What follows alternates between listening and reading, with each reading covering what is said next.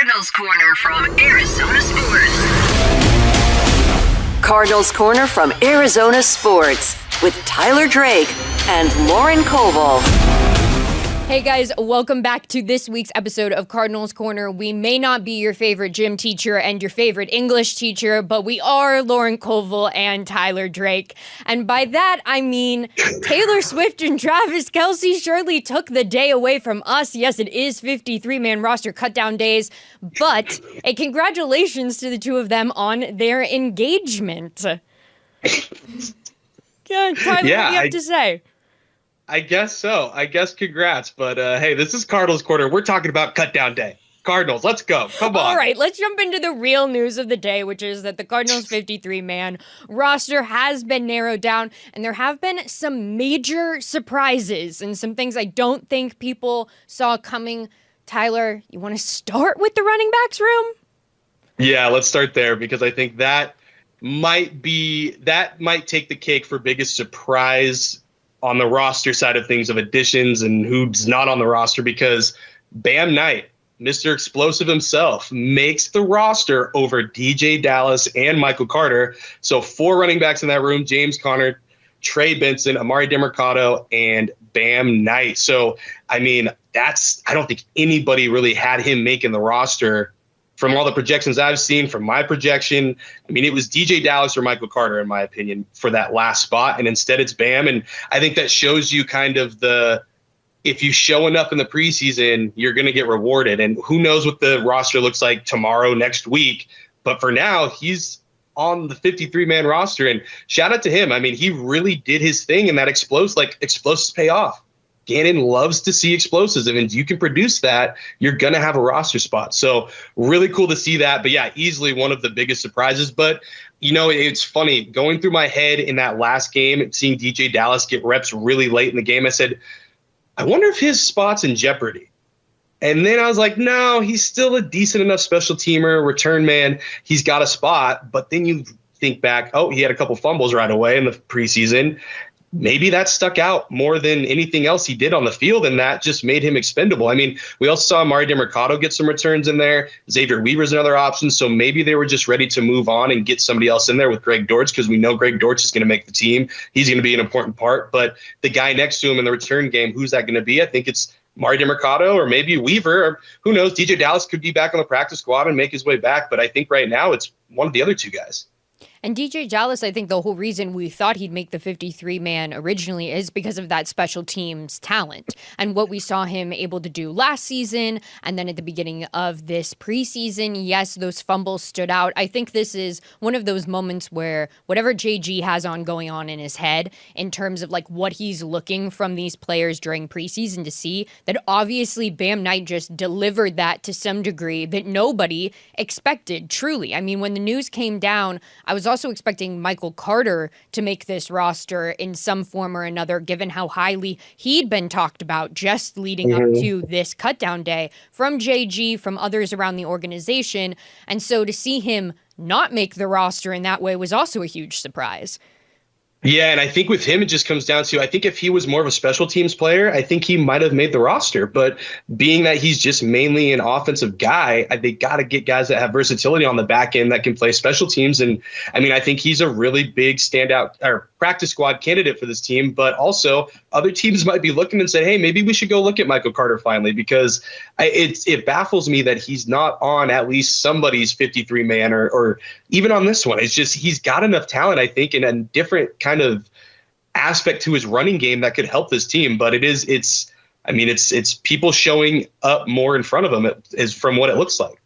And the cornerbacks room was decided. If you want to say it was decided last night from an Elijah Jones Instagram post, we can say that with the year 2 on the way there. But he wins out that spot versus Darren Hall. What did you see from there?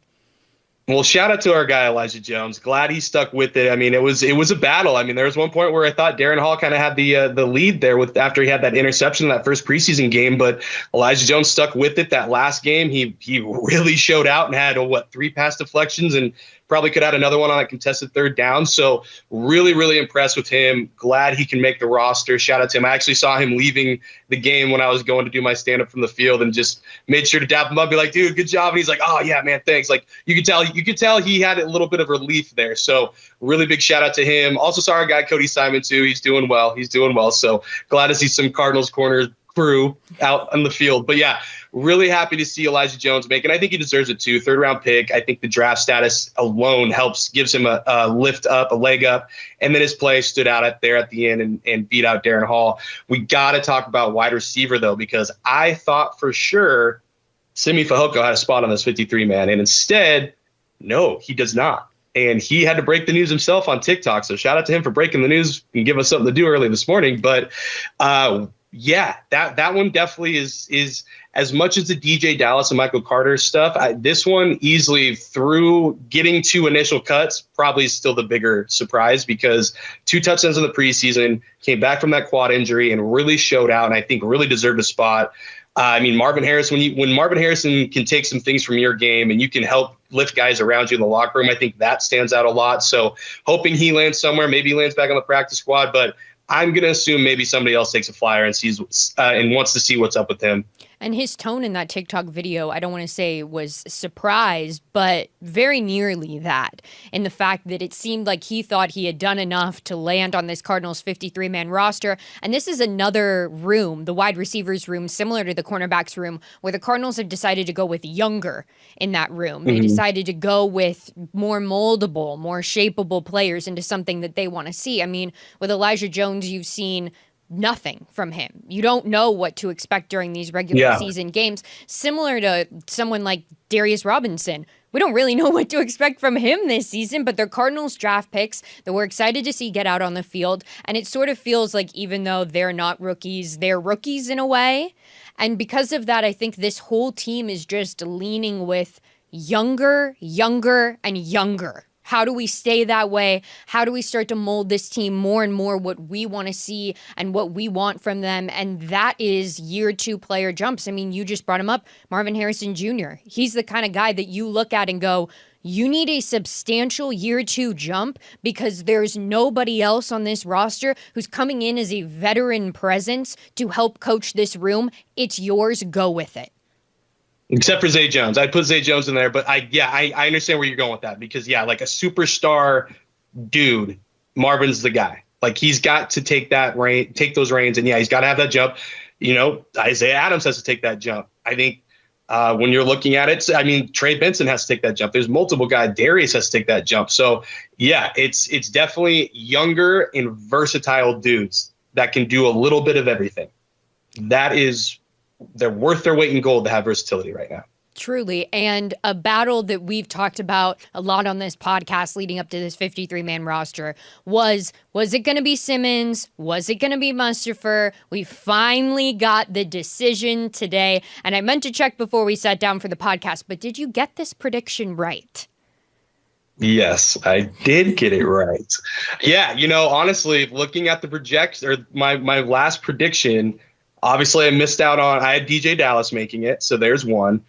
Did not have Justin Jones making the D-line room. I did not know what was going to happen there, so I just left him off to know his IR what they're going to do there. And then long snapper Aaron Brewer. And honestly, I thought in the back of my head, I should just not have him on here, because I knew there was going to be some roster gymnastics like there was last year. He's not on the roster right now. He will be back, though. That's 100% going to happen. Don't worry about that. They're not going to not have a long snapper. But that was, so I missed 3 total. So I'll take it. Yeah, you should. Yeah, definitely. But D-line room for sure. Yeah, Mustipher definitely earned his role. I mean, just the fact when you hear the story of him losing 40 pounds to get to the playing weight and what he wants to be at, that shows you kind of the determination and adaptability. He's filling the adaptability bucket like JG wants.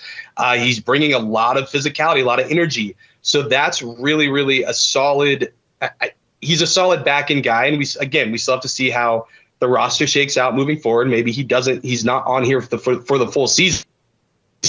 As for Elijah Simmons, maybe he's a practice squad guy. Maybe he's going to get looks from other guys too. I mean, I think he was probably one of the more sought out undrafted rookies. I think he had a lot of attention. So that could again happen. He's got some NFL experience now. Maybe he goes somewhere else and tries it out. If not, practice squad for sure for him. And then Justin Jones, what goes on there? And I don't want to go crazy and speculate a bunch of stuff, but Aaron Brewer's got to find his way back on the roster.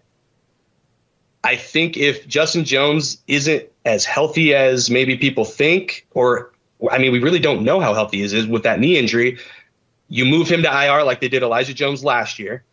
So he makes the 53, goes on to IR, can still come back. Then you bring Brewer to take his spot. Totally speculating. Don't know if that's going to happen, but that's an avenue to get Brewer back and kind of figure out a little more with Justin Jones. I'm glad that you addressed Brewer because we had some comments on social media going, who the heck's doing long snapping for them? Are they bringing somebody in? Like, what's the deal? No, it's all about roster gymnastics when the 53-man comes out. The Arizona Cardinals notoriously love to play the game and see what they can make happen. So Brewer will definitely be back in that role for them. No holdups there. But another thing we got to talk about, injuries in general, and that would be another first-round pick for the Arizona Cardinals does not start the season in Walter Nolan. So what do you have to say about that? Not surprised. I mean, I've seen some people say, like, oh, he's going to come back. They're going to keep him off. No, he hasn't practiced yet. Like, even if you think he could come back in 3 weeks, put him on PUP. Don't rush him back. And that's what I've said like I said last week. It was an important week for him to come back then. That was the one opportunity I thought, hey, he could still come off of PUP. When he didn't practice last week, that solidified it for me. I was already trending that way really since, we just hadn't seen him through training camp. And I think after that point, I'm like, all right, put him on ice for 4 more weeks. They don't need him to come back right away. They have plenty of depth there. Dante Still's most underrated Cardinal. LJ Collier, they fill out that rotation behind Darius, Dalvin, and Calais. So you're solid there. Bilal Nichols, another guy going on PUP. But, here's the thing. I think a lot of people are freaking out, and BJ Ojulari on PUP too, about, another first-round pick. Don't freak out so much. Obviously, if another injury or two happens, go for it. It's warranted. Scream your head off. But don't do it right now. I think everything's fine as best as it could be. I guess that's how I should say it. Because, yes, first-round picks should be playing right now. But when you have the situation that happened, put them on ice, be fine. Don't rush things back to make things worse. I think that's my biggest thing right there. Yeah, and what we'd really only seen from Nolan is last week doing a little bit of resistance training.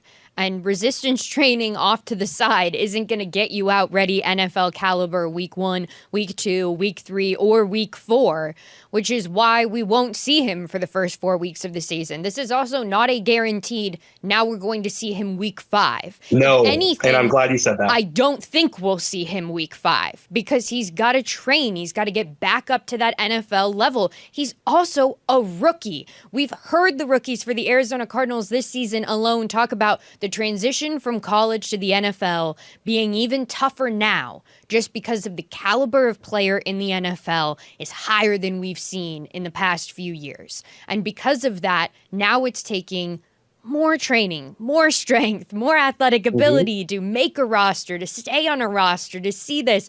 So Nolan is no surprise in the fact that we're not going to see him the first 4 weeks, and we're probably not going to see him the 5th week. And if I had to predict, we saw Darius Robinson stay out for a long time because they knew that they couldn't push it. And yes, he had some off the field issues happen as well that he needed to go deal with, and that is understood. But the injury is still the main focus there, and with Nolan, it's the main focus. And you just don't want to, like you said, rush somebody back who isn't ready to be out there, especially in a position where he's as snappy and quick and agile as he is for that position in the NFL. You really don't want to see him get injured again. Now, if I really put on my Arizona Cardinal fan hat and I push my journalist hat off to the side, I'm going, again? Really? We have to see this again? Why are the Cardinals dealing with this? Why does this only ever seem to happen to them in the preseason in this way, if you want to lean into the dramatics, if you will? And BJ Ojulari, he's a huge question mark. It'll almost be more interesting to me, like circa week 4 or 5. Like, what does the Arizona Cardinals roster look like now? Because they'll have a few games under their belt. They'll have the easier portion games under their belt by then. in. So it could be either a jump start to see those guys get back into the rotation. It's not going to be a smooth transition because you're coming into this weird middle part of the schedule where you have a lot of teams who could be really good, but you also have a lot of teams who might not be. And at that point in the season, you'll have a clearer idea of what that looks like, you hope. Mm-hmm. Yeah, I mean, and here's the other thing too. When you're on the PUP list, you can't practice. So that's what you said is, I think, is a really good reminder is he has to miss at least 4 weeks, but there could be a week or two ramp up. And if that's the case, what's the bye week? Isn't it week 8? Mm-hmm.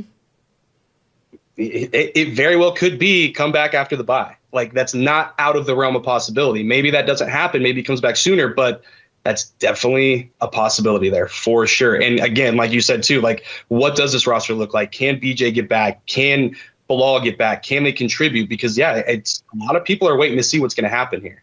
And I think that's something that we're only going to have to keep an eye on circa that week 4, week 5, not necessarily, like we said, that those guys are returning, but just what does the roster look like? Maybe did somebody not perform to the caliber that we thought? So it's going to be a lot easier transition to get Nolan onto this roster.